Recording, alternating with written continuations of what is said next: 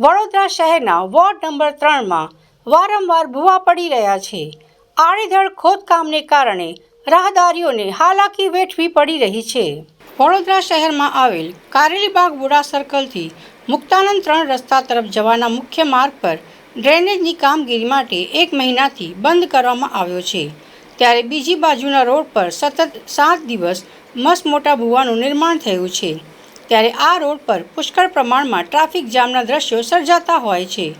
અનેક અકસ્માત થતા હોય છે. ત્યારે આજ રોજ વડોદરા શહેરમાં વોર્ડ નંબર 3માં વારંવાર ભૂવા પડી રહ્યા છે.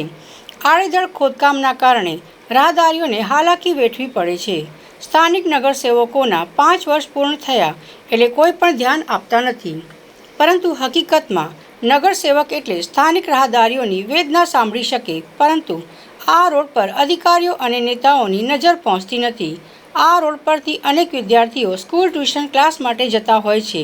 ત્યારે બીજી બાજુ અનેક એમ્બ્યુલન્સ પસાર થતી હોય છે. આ રોડ પર ખાણીપીણીની લારીઓના કારણે સિનિયર સિટીઝનને ચાલવા માટેની સુવિધાઓ ઉપલબ્ધ નથી, જેના કારણે અવારનવાર અકસ્માત સર્જાતા હોય છે.